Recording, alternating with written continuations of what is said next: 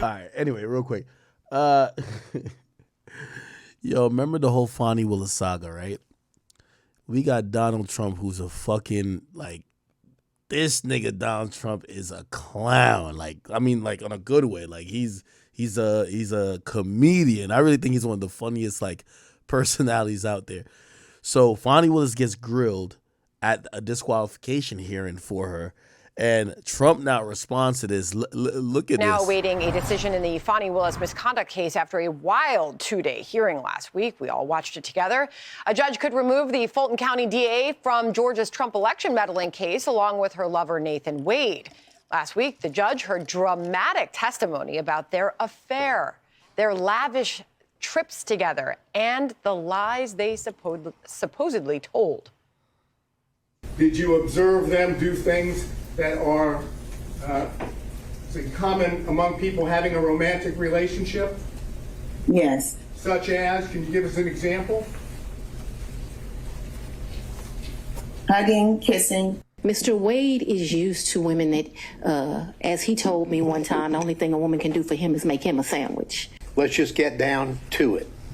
Did you or did you not, by May the 30th, in 2023, have had sexual relations with Miss Willis, yes or no?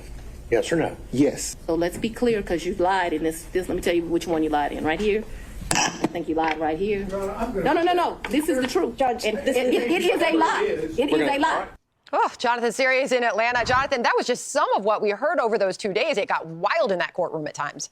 Yeah, very dramatic testimony. This week, the judge in the case is expected to privately hear confidential testimony from a key witness to determine whether any of this testimony is admissible in court or whether it's protected by attorney-client privilege. That witness is Terrence Bradley, a former law partner of Special Prosecutor Nathan Wade. He initially testified that a disagreement related to Wade's divorce led the two attorneys to end their professional partnership. But under questioning, he later admitted it was something more.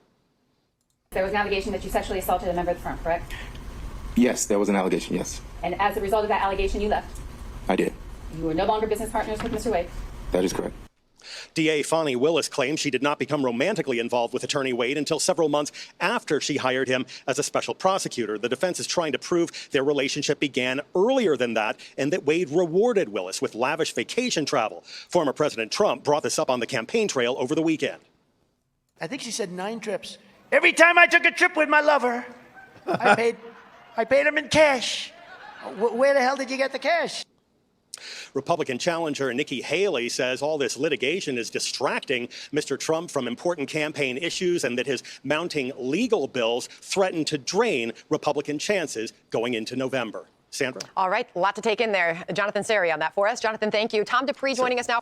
Nah, man, I ain't gonna lie. I be watching Trump's speeches like a comedy special, bro. Trump, Fani Willis. This nigga is a comedian to me. I think she said 9 trips. Every time I took a trip with my lover, I paid him in cash. Where the hell did you get the cash? I think she said 9 trips. Oh, man. Speaking about Trump, the New York City is trying to seize his buildings. Well, so I give you the lowdown. So basically, he lost a civil suit where he has to pay a $354 million fine, right? Now, obviously, Trump says he's a billionaire and he got all these billions. So, still, it's a lot of money, but $354 million he has to pay. Now, they're saying that if he doesn't pay that, right, he could have his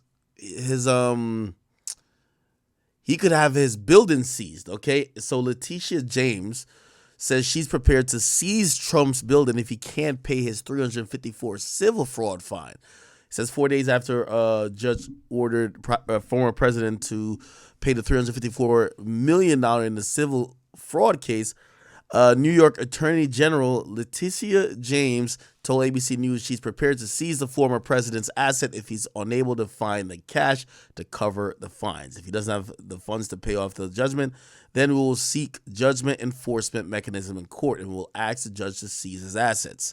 Now, I think that's just a headline grabber. Come on, y'all not about to seize the motherfucking thing, okay? Before that happens, that nigga's filing bankruptcy again. You're not doing nothing. In reality, he's going to go on an appeal, even though I think they've been asking him, well, if you are going to be waiting for an appeal to this court decision, how about you put the $354 million in a escrow that we know you have it or you know you're ready to pay in case you lose the appeal. You know, all type of games being played, but this is kind of interesting. I don't know if you guys follow, like, you know, some of the political stuff to a certain extent. This has kind of had mad people in New York, mad businesses spooked because people, you know, apparently they use like a precedence on Trump, which is a one of one thing. It's not ever been really used before in that scenario. So now other business owners, Trump, New York, they're all saying, yo, listen, we are about to dip out of New York because if New York has that power to utilize these laws and do it in a very unfair way, like what I know what happened to Trump, but what's to stop us from, you know, whatever. So somebody says Trump fraud ruling reveals New York assault on real estate, and they said this guy says, let me see.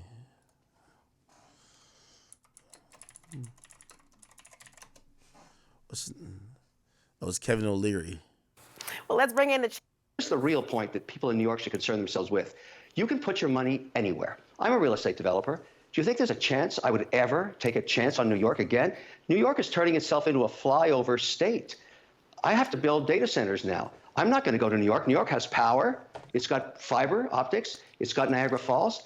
But no, we're not even thinking about it. We're going to places that have the exact same thing, where we have rational governors that have never done this to investors. This is about New York and its people. If I were in New York today and I was living there, I would ask myself, maybe we should hire better management.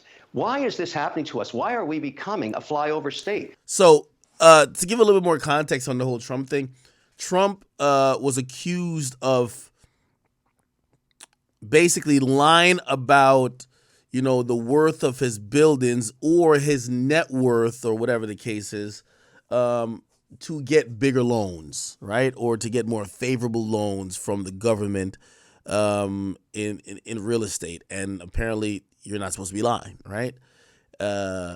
Again, I could probably read into it, but apparently the way they applied this penalty is very unorthodox.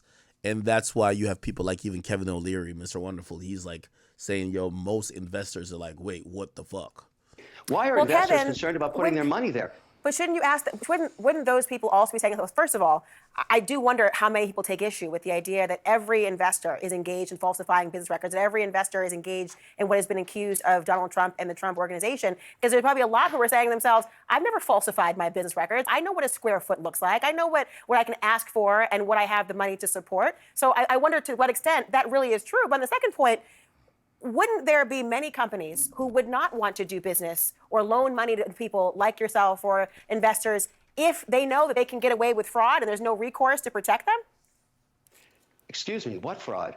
This is not about Trump anymore. When you get a developer that builds a building and he says it's worth $400 million and he wants to borrow $200 million from a bank, which happens every day, everywhere on earth, including every American city. Every developer is an entrepreneur. They shine the light on their building and they say it's worth 400. The bank does its own due diligence, as was done in this case, because they're very good at it. The banks are very good, and they say, no, it's worth 300.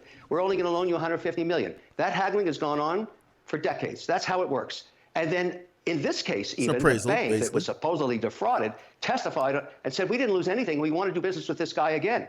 We'd like to. But the judge said, no. Let's penalize this developer for $355 million. And if we're going to do that, let's penalize all the developers all across America. They've all done the same thing. All of them should go to jail and we should stop building buildings. That's what the message is from New York. Even the governor herself is concerned about what this looks like to investors all around the world. It's not just U.S. domestic. All around the world, people are talking about what happened here. You really think people want to invest money in New York after this? How about we go somewhere else? I think there are people who would, I don't want to cut you off, but I want to converse with you instead. You just did. It's only because I want to have a conversation, Kevin, as opposed to just having you tell me. Because you're a lawyer.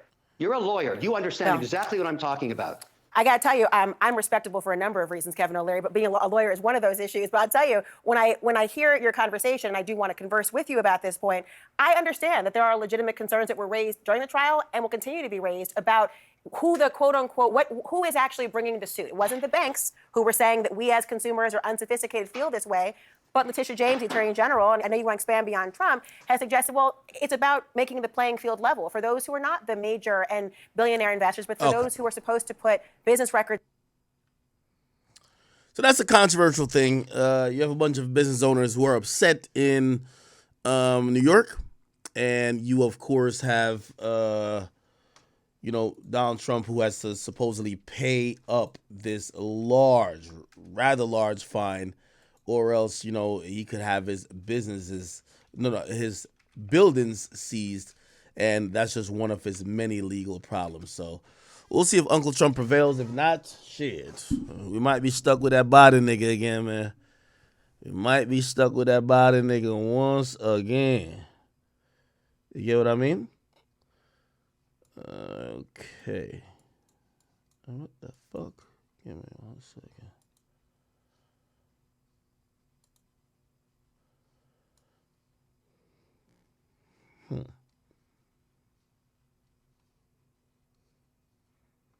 All right. Anyway.